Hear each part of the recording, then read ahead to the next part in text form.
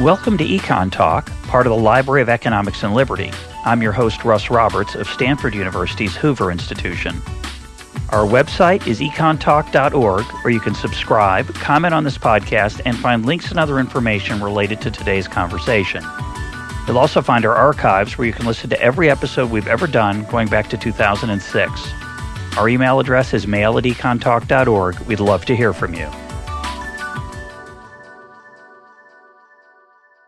Today is September 4th, 2012, and my guest is Brian Nosek, professor of psychology at the University of Virginia. Brian, welcome to Econ Talk. Thanks for having me. Our topic today is the reliability of research findings in the social sciences, particularly psychology, though I'm sure we'll be talking about economics as well. And our discussion will be based on a recent paper you wrote with Jeffrey Spies and Mark Modell, and the title is Scientific Utopia Part 2, Restructuring Incentives and Practices to Promote Truth over Publishability, and it was prepared for a special issue of Perspectives on Psychological Science. I'd like you to start by telling the story the way that you tell at the beginning of your paper on your research finding, where you looked at the ability of political extremists on the left and the right to detect shades of gray, literal shades of gray, using their physical vision. How did that experiment work? What were you trying to do? Yeah, well, we were interested in a very popular area of research in psychology right now, which is embodiment, the sense that many of our social concepts can actually have a physical basis in our everyday activity and our physiology. And so we have an interest in political ideology, and so we recruited participants from the political left, center, and right, and had them do a very simple task. The task is to look at a word that was printed in a shade of gray, and then match the shade of gray on a slider bar from very dark to very light. And when the person thought that it was the shade that they had selected matched the shade of the word, then they would enter it. And what we calculated was the accuracy of the person's perception of the shade of gray. And what we found in our initial study was that political moderates were more accurate in estimating the shades of gray than people on the political left or right. And so we interpret it as you introduced, that political extremists see the world literally as more black and white than moderates do, not just figuratively, that this has an actual physiological basis in some way. An incredible finding, and you're going to be famous as a result. That's extraordinary. Yeah. We planned our career banquets and the awards that we were going to receive based on finding this amazing result. So we were stunned by it. But something happened on the way to the gravy train. What was that? Yes. Yeah. Well, in all of social sciences, a very recent topic of conversation is how reproducible is the science. Right? Can we replicate results that we've found? And there are many reasons that results might not replicate so easily. And we are in a fortunate position in our laboratory that we have very easy access to data collection. We run websites where lots and lots of people come to visit and try out our studies and do different things. And so it's very easy for us to do a replication. And so we thought we would do what we should do. And even though we got a clear result the first time, we'll just run it again just to make sure that we get the same result again before we submit it to publication. And so we did. We ran the same study over again using a very slightly different sample, but otherwise very similar, using plenty of power and plenty of participants to detect the result at the effect size. And it did not replicate. We didn't get the result again. You got no effect whatsoever, no difference in the ability of moderates to compare to extremists. Right. So right. A very ordinary result that would not change our careers one bit. And so you threw those results out because obviously those weren't interesting or important, and you just published the ones that you'd found in the first run-through, correct? Right. I wish we had done that. We didn't because we knew we had collected those results, and our lab mates knew that we had collected those results. You shouldn't have told them. I know. It was a big, big mistake. And so what we were confronted with was a mixed bag. Our initial result could still be true, right? It could be the case that political extremists see the world in black and white to a greater extent than moderates do. But this null result provides some pause, and we don't have an obvious alternative explanation for why we didn't get it the second time, because we did the same thing. It was on the same kind of infrastructure. We had the same procedure. So many things were in common between the two studies. Really, the only difference was that we had run it again with a new sample of participants, but we ran plenty of participants. So at minimum, it provides some caution in taking the first result as truth, that perhaps that was a false positive, perhaps it occurred by chance. And so it might be true, but we don't know it's true. And so it's going to be much harder to publish now with both of these together, because a reviewer would reasonably say, well, hang on a second, maybe it's not true. So why don't you replicate it again? You said that at a minimum, it would mean it called it into question. At a maximum, what would you conclude? I don't know if this is the maximum is the right word, but the other extreme would be that first result was just something that was wrong. It wasn't accurate. It wasn't reliable. It wasn't true.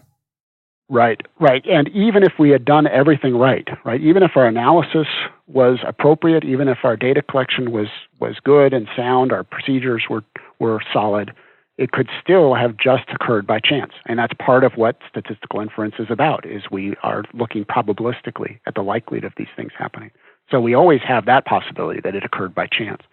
But more so are the possibilities that we did little things in our initial analysis that made it more likely for us to get a result that looked good for us, right? When we were deciding which participants to exclude, we might have, in our data analysis, we might have seen, well, when we exclude these participants, the effect gets a little stronger. And so we might have felt that, well, that's probably a little bit more justified to exclude those participants. When we were deciding about covariates, we may have used some degrees of freedom of including some covariates, not including other covariates, and then found more compelling those analyses where the results looked better for us. What do you mean by covariates? Once we had done all of those things, once we had that particular analysis strategy, those covariates, these other things, then when we replicate, we presumably would have to use all of those same things again. And so we're much more constrained in our reanalysis now of a new data set. And so we don't have the same opportunity to take advantage of chance. Because when we can make all of these different decisions of what should I exclude and what other things should I do, we are leveraging chance, right? We are taking our opportunities to get results that look good for us. That's if you're aware of it, at least. When you say covariates, you mean other variables that might affect the results? Yeah. So there's, whenever someone does an analysis of a data set, it isn't always perfectly clear how the analysis should be done. We start with the data set, and then we have to make some decisions, sometimes a lot of decisions, about what's the appropriate way to analyze these data. And so the researcher has many opportunities to do things that could increase the chances of getting a result that looks good for the researcher, that helps the researcher. And even though, my colleagues and I were very genuinely trying to analyze this data reasonably and accurately and everything else, it's quite possible that without our awareness, we were influenced by what was coming up as we were doing our data analysis and sort of pushing the data in the direction of finding something that helps us. So we're ruling out here, we're not going to be talking about fraud. Obviously, you could have changed some of the scores when you realized that the results, if you had done that the first time and it didn't come out, as we'll be talking about, very few journals want to publish an article that finds no relationship between two things that might not be related. And so you'd realize, we're wasting our time here. And so you could have fudged the data, as they say, and fraudulently entered into your statistical spreadsheet or software package different findings than were actually done. That's fraud. That's conscious. Right. Yeah. If I was willing to commit fraud, then I'm quite sure that this paper would be published by now, and our careers would be skyrocketing or whatever. At least in the short run. I'm confident enough with our principles and values that we are trying to do a good job. We are genuinely trying to do good science. But that doesn't mean that we're not vulnerable to some of the reasoning and rationalizations that leverage the incentives for what it means to be successful in science. But as you point out, can happen. But as you point out in your paper, fraud's risky. You can get caught, and so even if you're a good human being, even if you're not a good human being, you still might not want to do fraud. But even good human beings have to struggle with the incentives that we're going to talk about. I'm going to actually read a quote from the beginning of the paper. You say, "The real problem is that the incentives for publishable results can be at odds with the incentives for accurate results. This produces a conflict of interest. The conflict may increase the likelihood of design, analysis, and reporting decisions that inflate the proportion of false results in the published literature." And then one more, which is my favorite. You say, "Publishing is also the basis of a conflict of interest between personal interests and the objective of knowledge accumulation. The reason? Published and true are not synonyms. To the extent that publishing itself is rewarded, then it is in scientists' personal interest to publish, regardless of whether the published findings are true." And my favorite line in there is the phrase, the sentence, "Published and true are not synonyms." I think that would make a good T-shirt for Econ Talk, and many of our listeners would sympathize with that statement. But for those who are not normal listeners to Econ Talk or who are skeptical, this is a slightly depressing idea. I think a lot of people have this image of scientists and professors, researchers as truth seekers, and you're suggesting here that truth seeking can be derailed by the personal incentives that the researcher faces. Yeah, that's right. And the additional challenge is that what's ultimately truth isn't determined by any single contribution. Because we're dealing with probabilistic inference, we're trying to accumulate evidence for a particular claim. We will have lots of instances of claims that don't hold up after repetition. And that is entirely ordinary. That's kind of how it works. And so people can find it disconcerting to 1 year find out that eating this kind of food will extend your life, and then 2 years later find out that eating that food will actually shorten your life, and think, oh my gosh, science is broken. They can't make up their minds which one it is. But really, that's just reflecting what happens in science is that we find some evidence here, we find some different evidence there, and then we converge toward the accurate solutions. The added challenge to that is what we're talking about in terms of the incentives in these papers, which is certain kinds of results are valued more than others, and because of that, the day-to-day decisions that I make in my laboratory are going to be influenced subtly, without my intention, in order to help me have the best career outcome I can. And that can also get in the way of getting to truth faster. And we have to, for those of us who've spent time in the kitchen, that would be me and you, in the kitchen of statistical analysis, right? And we know what kind of, things get put back on the plate and others get pushed under the rug. I want to disagree with one thing you said a minute ago about science, advances through these findings that turn out to be true or not true, and then they get confirmed or not confirmed. I think a lot of what gets reported in the newspaper in psychology results, in economics results, and in epidemiology, and I want to use epidemiology because it's not your field or mine, which is the one you just alluded to, where you find out that caffeine is bad for you, then you find caffeine's good for you. Fat's bad for you, now fat's good for you. I really don't see those as science, because we don't really understand the biology of those relationships. We really don't understand the chemical makeup of caffeine well enough in the human body's functioning to understand that relationship. So it's a fishing expedition often in the data, and the fact that sometimes it's true and sometimes it's not true. All of these psychological confirmation bias problems come into play, and people get published and get attention by finding that something kills you or doesn't. And I just don't put much stock in a lot of it, because I know, as you said, so many decisions had to be made in how the data were analyzed. Forget the science. Yeah. There's just not enough science there.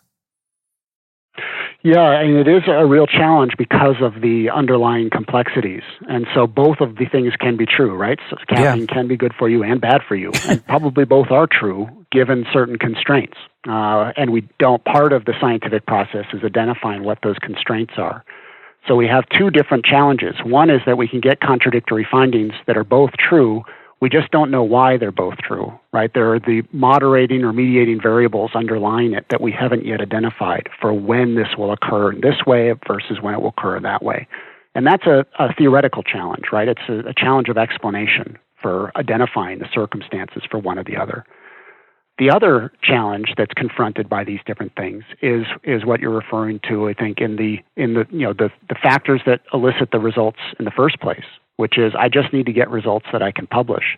And those aren't about figuring out what the underlying explanations are. Those are identifying what's the appropriate way to pursue the analysis, and are we actually pushing the analysis in one direction through the everyday decisions of the scientist rather than the underlying phenomena that we're trying to figure out. And you list, I think it's 9, I'm sure there's more, but you list 9 ways that people can, practices you call them, that are justifiable sometimes, but they also run the risk of increasing the proportion of published false results. And again, this is where you've got the data, but the data don't speak. You've got to torture them or at least whack them or give them a bang, a hit. And here are 9 things, and you have many in the paper. You have many citations that discuss each of these. Leverage chance by running many low-powered studies rather than a few high-powered ones. Uncritically dismiss failed studies as pilots or due to methodological flaws, but uncritically accept successful studies as methodologically sound. Selectively report studies with positive results and not studies with negative results every time. Stop data collection as soon as a reliable effect is obtained. Continue data collection until a reliable effect is obtained. Include multiple independent or dependent variables and report the subset that worked. 7, maintain flexibility in design and analytical models, including the attempt of a variety of data exclusion or transformation methods. Report a subset. Report a discovery as if it had been the result of a confirmatory test. And once a reliable test effect is obtained, do not do a direct replication. Shame on them. So these are, we had Ed Leamer, econometrician, on here who has made the same critique of economic findings, typically that classical statistical tests of significance don't hold when you're constantly doing data dredging and looking around and trying 97 different specifications. Right. So it's right. They very rapidly become irrelevant because you're just you're adding up all of these different chances that you have to find an effect, and then still using the same criterion, p less than 0.05, just on the one final one that you report. So what do we do about this? I mean, one obvious question is, what's wrong with these journals that publish these unreliable results? Why do they publish them? Why shouldn't they reject them? Yeah, well, it's a tough problem, and part of the reason that it's a tough problem is that journals have their own sets of incentives that encourage the publication of that I think foster this situation. And the challenges that journals face is that they want prestige, they want attention, they want to be at the forefront of innovation. And innovation is really what drives science, right? The exciting part of science is pushing at the boundaries of knowledge, of seeking out things that are challenging to our current conceptions of how things work. And whenever we're pushing at the boundaries of knowledge, whenever we're pursuing innovation, we are, by definition, pursuing risk. Right? They're risk in the sense that we're going to be wrong a lot when we're trying to find out stuff that's new. But at the same time, that's what we're trying to do. That's what science really is in the business of doing. So there is a discovery or an innovation component. And then the other side of it, that would be the fix, is kind of boring. And that is confirmation or verification of taking an idea that someone has claimed and then repeating it to see if it holds up, trying it in a slightly different way that it should still hold and seeing if it happens there too. And that does not have the same excitement value, even though it's just as important, right? Finding out a new idea versus figuring out whether it's true. In sort of the abstract, I would say both of those things are pretty important. But we're strongly tilted in scientific discipline to value the first one, the innovation part, at the expense of the verification part. It would be nonsensical to completely reverse it, to only do verification. Then we wouldn't actually do anything new. But the challenge is in trying to rebalance it enough so that those things that are having some importance, that are getting into the journals because of their primary incentives, to have some mechanisms to encourage the verification of those more interesting, more challenging, more provocative findings. So you raised the question, the paper of self-correction. You raised the question, isn't science self-correcting? And you say no. Why isn't it? Why isn't it that eventually we'll find out which results are solid and which results are not? Yeah, well, I would agree with the notion that eventually we'll find out. But I think we are, when we use this, the common trope of, science is self-correcting, when we talk about eventually, we mean a very, very long time. And that's not okay with me. I think we waste a lot of resources and time and energy believing things that we could get out of the literature much more quickly, or at least clarify much more quickly the conditions under which they're true. And so I think the self-correction can happen a lot faster on important stuff if we just make a few tweaks to the incentives to try to make it so that some degree of verification is part of the ordinary practice of science and can get into the journals more easily. So one suggestion is to have a journal of replication, right? A journal that where results are confirmed, and you're not very optimistic about that solution. No, and it's been tried many times because people, this is not a new problem.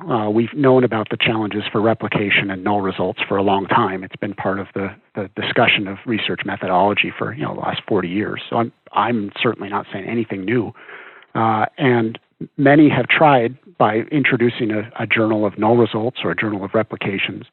And they struggle to succeed primarily because they are journals that are defined by the fact that they're publishing things that no other journals will publish, which means we are a crummy journal. Fascinating. And that's not a strong incentive for any individual scientist to bother writing up a result for that journal.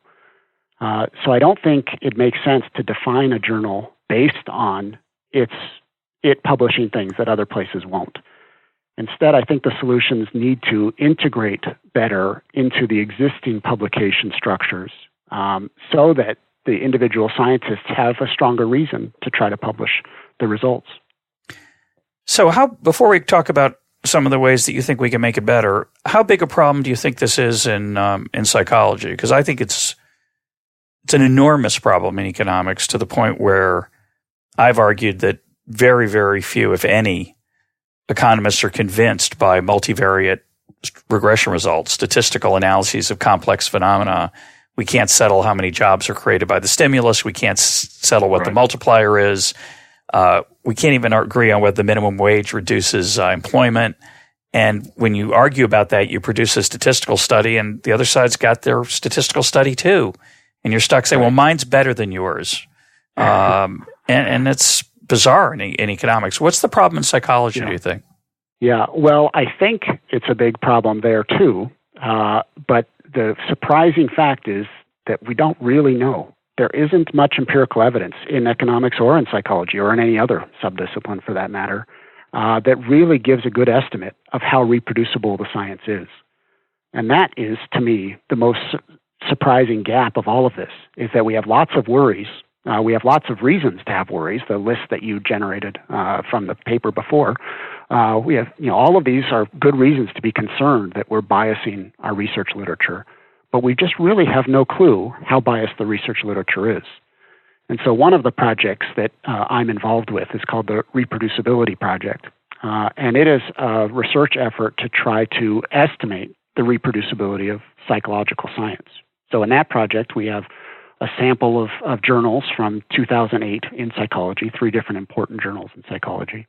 And the team of researchers, which right now numbers 72 different researchers from 41 different institutions, each are working in small groups or teams to replicate one or more of the studies from those journals.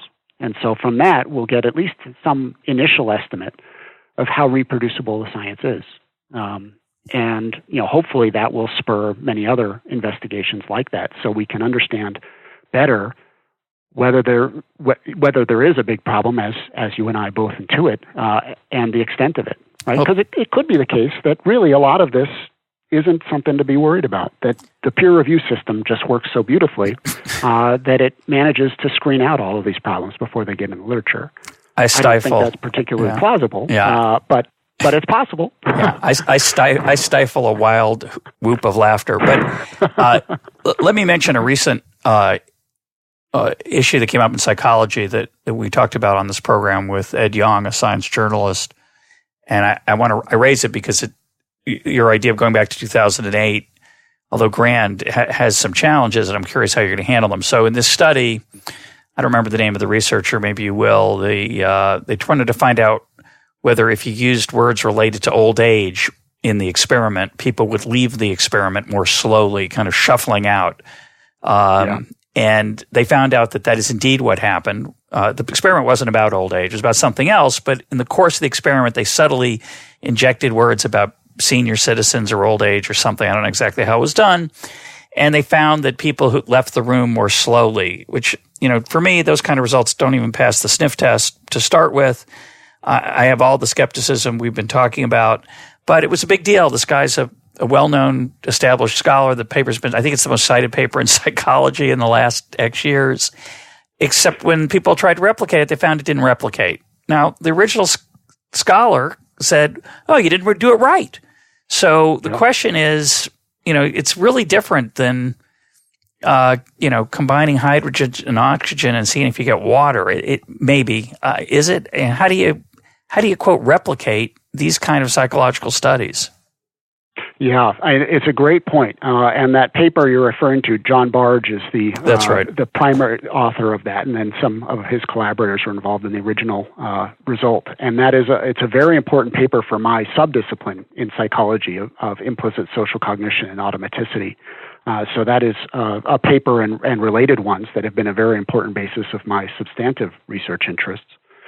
And it is a good example of raising some of the important issues for reproducibility that are different than false positives. So one possibility is that original result is a false positive, although I'll note that in the original paper, there's a replication of the result, so that they got it twice in the original paper. Now, in subsequent research, others have had trouble getting the result, and that could mean that those original ones were false positives, even though they did it twice. It could also mean that there's really a lot of subtlety in how one conducts the procedure or other conditions of that particular setting, of how the materials are delivered, of how the timing is done, of how people interact with the participants, that are very important for obtaining the result. And those are important things to consider in the context of reproducibility. Failing to replicate doesn't mean that the original result is false. It could mean that. Correct. But it doesn't unambiguously mean that. And so what one has to do in really systematically looking to build a cumulative science and to gain confidence in the reproducibility of science is also look at the other factors that may be influencing reproducibility. And one of them could be expertise and attention to the nuance and details that one doesn't necessarily know are relevant or wouldn't know just by reading the methods. And so one of the tasks of the reproducibility project is to try to identify predictors of reproducibility like these that are separate from the original results being false. And another thing that the project does is engage with the original researchers as much as possible before conducting the data collection to make sure that it is a fair test of the original design. right? And that is a good way to try to get rid of many of these sort of misunderstandings of what the original design even was. Correct. Is if the original researcher can look at it and say, oh, well, geez, you forgot this, or oh my God, you don't have X in there, and you say, well, geez, it wasn't in the methods section. Well, not everything gets into the methods section. And so having that back and forth can be very useful. Yeah, when the guy... and then just... When the Sorry, go ahead. when the guy leaves the room, if he's going really quickly and he's gotten the old senior citizen stuff, you have to know to grab him by the sleeve to slow him down. I mean, you might not know that. Right. Yeah, right. There could be other factors like that, although then we you hope have not. a whole different set of questions. Right? We hope not. But I've suggested that, and this is shows the challenges of this. I think in the social sciences, you just said something very interesting. You said, you have to. I forget how you said it. That the methodology, it's hard. What was the phrase you used? It's hard to know how it's complicated. There's a lot of factors involved in how you actually implement the experiment. What's the right lingo for that? Yeah. Yeah, and there might be lots of nuance in the particular implementation of the procedures. But in economics, we're usually not working with human beings. We're working just with the data that someone else has collected from a government survey. I've suggested you have to videotape what you do while you're analyzing the data, or just do an ongoing screencast of all the different regressions you ran and all the different statistical analyses you did, so that people could go back and see how many times you decided, oh, well, that one doesn't count because that variable, I need to change it a little bit, or that's an outlier. It's one thing to say, well, we threw out some outliers and it didn't change the results, which is the way it's often phrased. Yeah. But of course, no one wants to watch a 73-hour video of your research methodology, your research experience. Right. Yeah. And so documenting the workflow is of real value. And even if no one else watches it, the fact that someone else could watch it could be something that changes people's behavior, right? Realizing that, oh my God, someone could find out that I've been doing this for 12 hours in order to get that single result. It's true.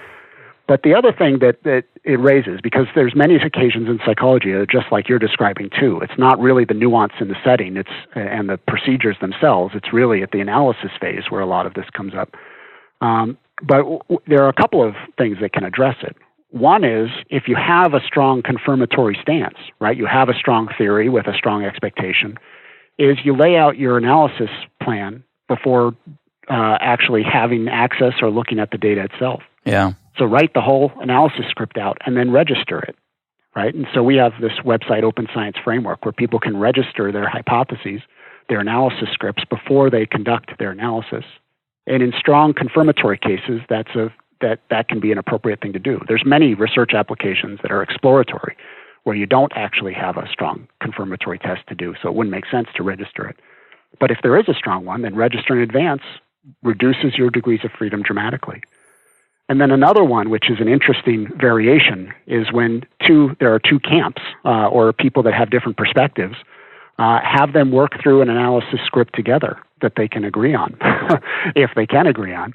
And if they can't agree on, then it is very interesting to go through the process to identify what control variables, what data exclusion variables, what things are they differing on, because that's really where the meat of the disagreement is. It may not actually be in the outcomes. It may be in how it is you get to the outcomes. And then that's really where the substance of the debate needs to be. Yeah, we should be doing that in economics for about 47 different issues. I think that would be very helpful. I think it's less so in psychology. One last question, though, on this issue of self-correction.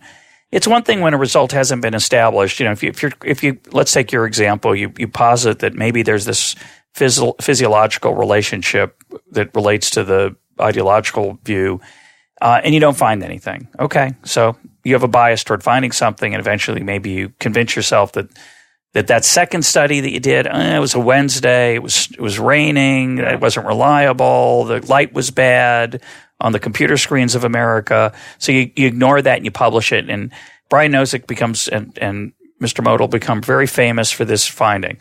But then doesn't somebody get fame and glory for shooting it down? Can't you publish that piece after that piece is out there with this big claim? Can't you come along and say, I've refuted it? Isn't that part of the incentive system? There is some of that, but it's really there for things that get really famous. It's not there for stuff that's just kind of influential. So the walking study being a good example of that, right? The folks that have found evidence that doesn't confirm the original result are able to publish and get some attention for that because it's such an important result in the field. But for the many other results in the priming literature, and the walking example is just one of hundreds of studies that show effects of priming some concepts on subsequent behavior. It's not worth people's time to go back and confirm that, given the existing incentive structures, because they won't get the same attention. It's like, well, that's not the walking study; that's these other things, and who cares about those, right? We already know that priming is true, so why do you need to confirm that particular result? So it depends on where the result is on the continuum. If it's not impacting anybody, it's definitely not worth replicating, and it probably actually isn't worth replicating in general either, because it's not influencing anyone. So you're part of two projects. You've got the replication study with the 72 folks, right, trying to go back to 2008. Is that part of the Open Science Framework, or is the Open Science Framework something separate? Well, the Open Science Framework is a more general infrastructure that the Reproducibility Project is just making use of. So the Open Science Framework is a system for documenting and archiving and sharing and collaborating research results. And so on that system, people in the social, it's actually any of the sciences, but most of the users so far are social scientists. You can document your workflow, and it has collaborative tools to help you with sharing your materials internally in your lab or with your collaborators. And when you're ready to make those material or data public, with a mouse click, they become public and available to others as well. It offers the opportunity to register your hypotheses or your materials in advance if you choose to do so for those occasions where it's appropriate.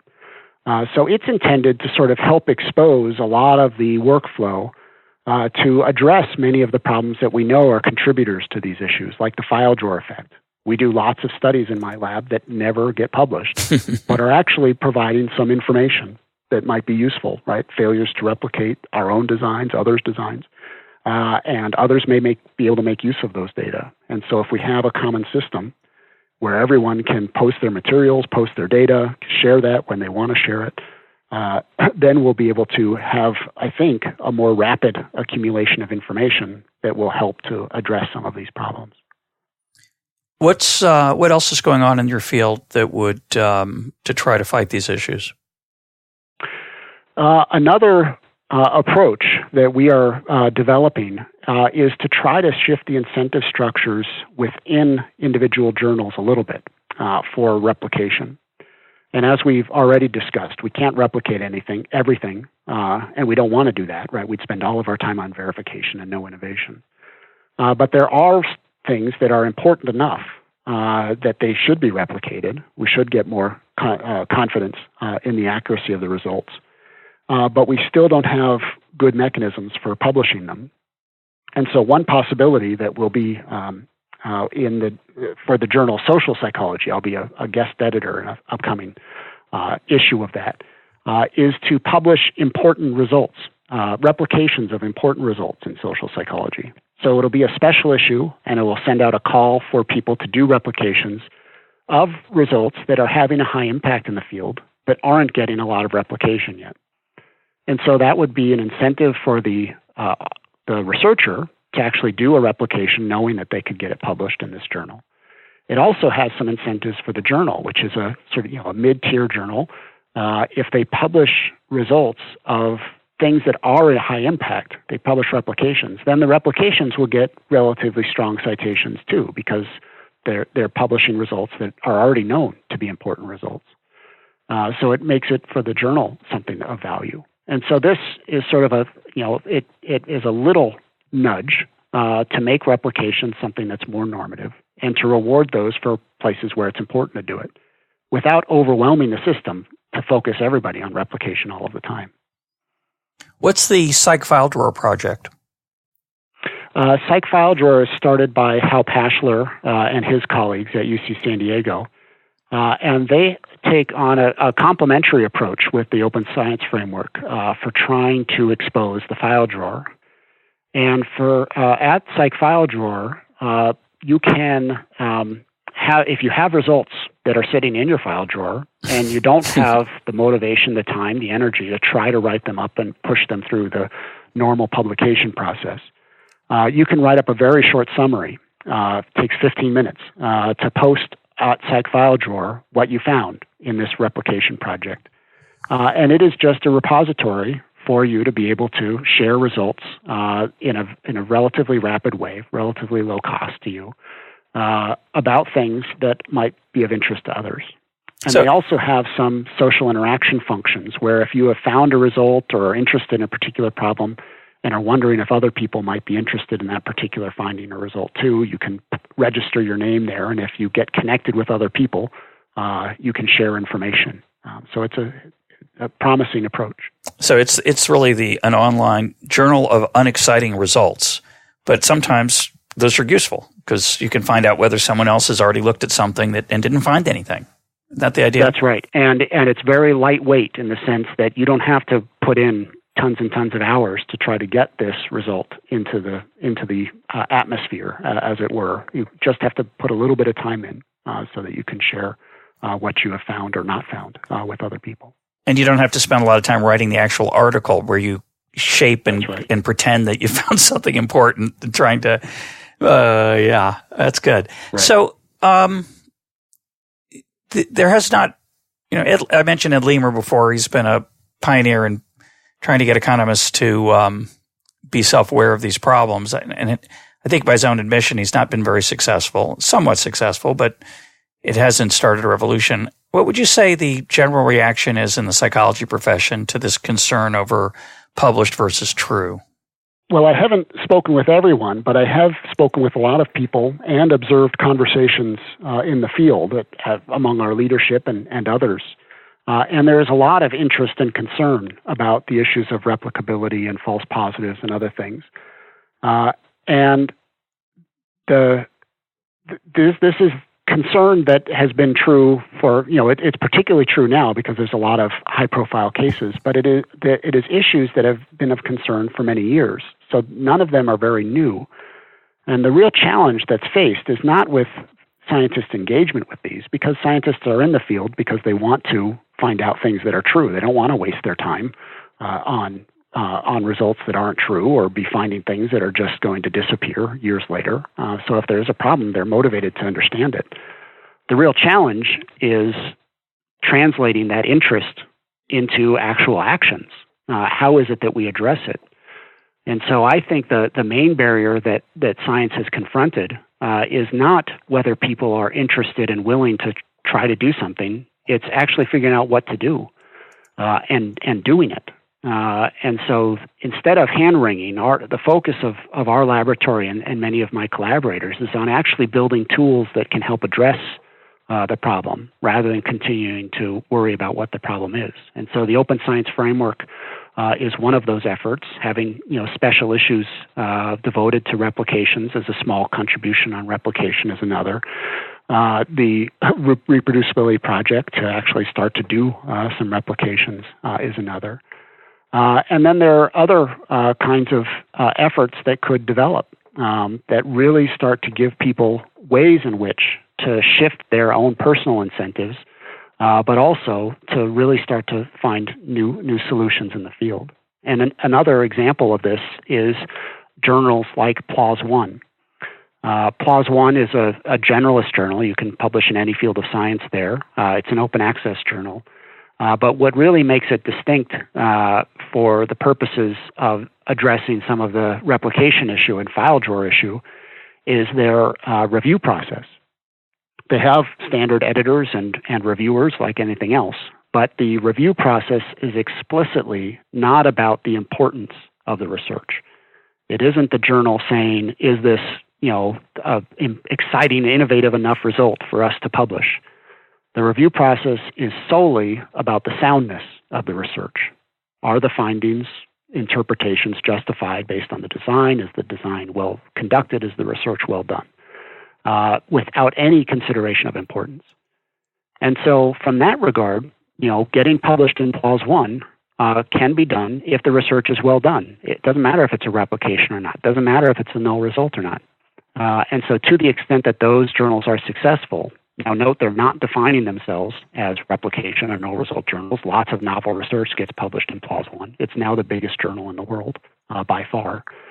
But it opens the door to publishing those things.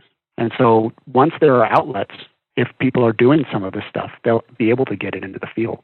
And just having those opportunities will start to shift these incentives.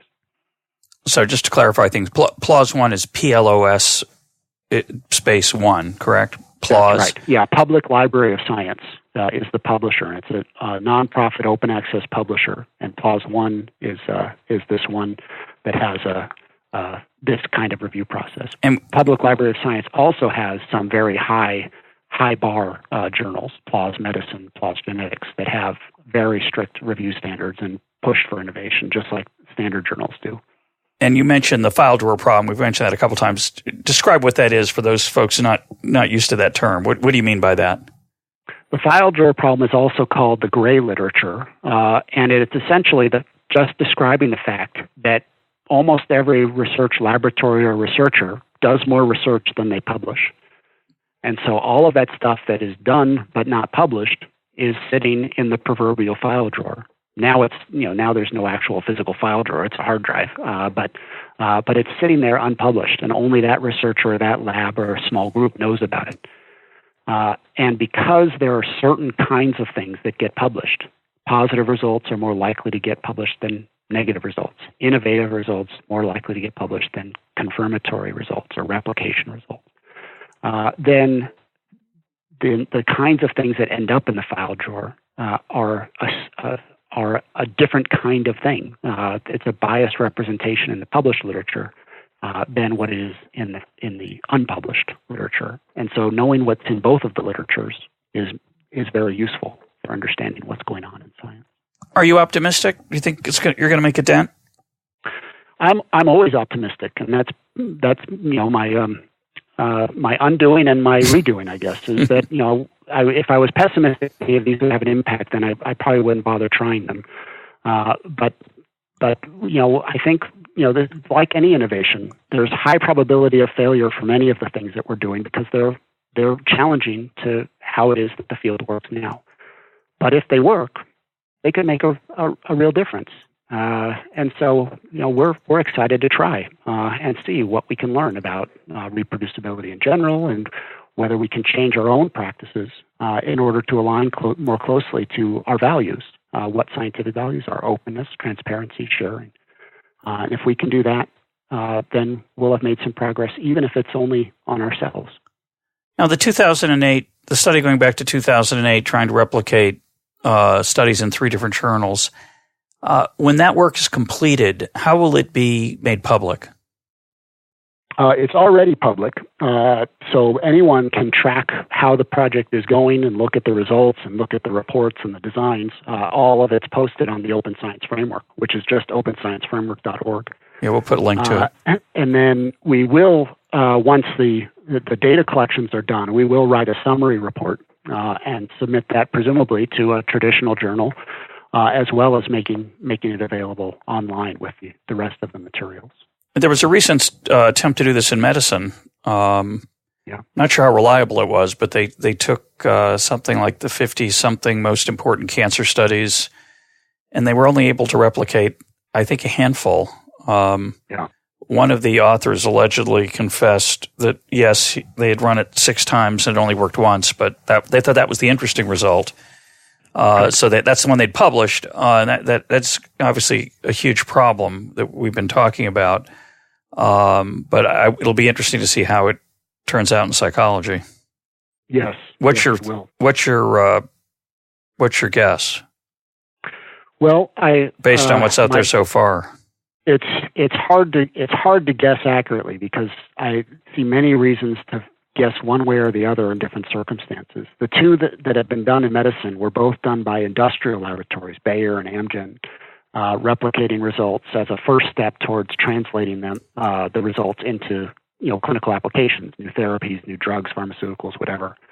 And so the industrial laboratories have a high value of replication because they don't want to waste their money developing a new drug that has no effect and no impact. So they want to know right up front, is the research coming out of the academic laboratory sound for us to be able to use to make money? And as you said, their results were very dispiriting, right? In one of the studies, it was 11% of the results replicated. The other, it was about 25%. And those are stunningly low. And I hope that we do better than that. And I think there are a few reasons that we will in psychology. But at the same time, if it was that low, well, geez, all of these fields, biology, chemistry, economics, psychology, we're all confronting many of the same incentives. The individual scientists have to get published in order to advance their careers. And so we may have a system that's skewed much more than we'd like it to be skewed. But I'd much rather know that it's skewed so that we can do something about it than to keep my head in the sand and just hope it isn't. So let me ask you a very depressing question. One argument would be that none of this really matters very much.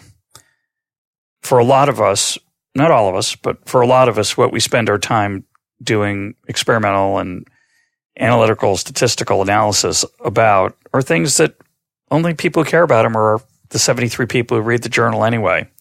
Yeah. So nobody really cares whether priming exists, whether using words like old and senior and all that isn't really that practical, except for people in the field. There are a lot of things in economics like that, but there are a lot of things that aren't. There are a lot of things in economics where billions of dollars are spent on whether Keynesianism is true, or if Keynesianism is true, the money's well spent. If it's not, it's wasted. So there's a big return toward finding out whether things are true or not. How do you feel that way in psychology? What do you feel about that? What's important? Forget what's influential, because it's not the same thing always. Right. Well, it's an important point, and because a lot of times basic science, where there isn't a clear direct application, the value of it is not known in advance, right? So you don't know if this is going to turn into something that has large implications for human health or human prosperity or anything else. But my general response is, if it's false, then there's no way it's going to have an impact. So really, we want it to be true, and the importance of it can be determined later. That's the promise of basic science, is you don't really need to know what impact it's going to have. Just the fact that we now know it is an opportunity to build more knowledge on top of it that starts to address some of the problems that we really care about. But if it's false, then there's no point in it at all. No, but isn't it worse than that? If it's false, it's dangerous. It could be dangerous too. If it's false, you're gonna stop drinking coffee or start drinking coffee or whatever is the analogy. You're gonna raise your kids a certain way because you believe some psychological study. I have a guest coming up soon who's talks about the attempts to understand parenting outcomes related to children's success, and I think we know very little about that. He's more confident about it maybe than I am, but that is important, right? Yeah, if you're implementing a false theory of child raising and you warp your kids as a result, that'd be very depressing. Yeah, right. Well, any further thoughts about academic life? One thing we haven't really talked about is the incentives that where they come from. They come from the fact that if you want to be a tenured professor, you've got to usually publish a lot of stuff. Maybe instead of fixing the journals, we ought to be trying to fix the universities. Have you thought about that? It's a good idea, and it's a very challenging one because universities have many of the same incentives. And so if a university, for example, says, okay, well, publishing isn't really important for us, then they're really defining themselves as not being a research university. And so they confront many of the same challenges for shifting incentives because of the way that universities gain prestige, particularly as research-intensive universities. And so it is, all of the different stakeholders have a lot of these incentives that they're confronted with themselves and have things to wrestle with. And so my preference is to start at the low end of the individual daily activities of scientists and trying to figure out how we can realign their incentives so that their everyday practice ends up contributing to a cumulative knowledge base that we can be confident in. And I'd have to say that, the main thing that I take from this, we've had a conversation that many might call dispiriting about the state of science. And I actually don't feel that way. I'm as I said, I'm congenitally optimistic. And I feel like this is a great time for science. Science is one of the only ways of knowing that is consistently and actively self-critical. And we, to the extent that it is working the way it should, it will look at its own practices, identify problems in those practices, and come up with new solutions to improve on them. And so the fact that we have a lot of people enthusiastic about really looking critically at how we do things on a day-to-day basis and figuring out a better way to do it, to me is very exciting. It's not depressing at all. My guest today has been Brian Nosek. Brian, thanks for being part of Econ Talk. Thank you.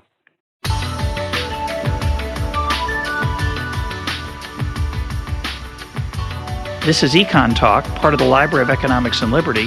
For more Econ Talk, go to econtalk.org, where you can also comment on today's podcast and find links and readings related to today's conversation. The sound engineer for Econ Talk is Rich Goyette. I'm your host, Russ Roberts. Thanks for listening. Talk to you on Monday.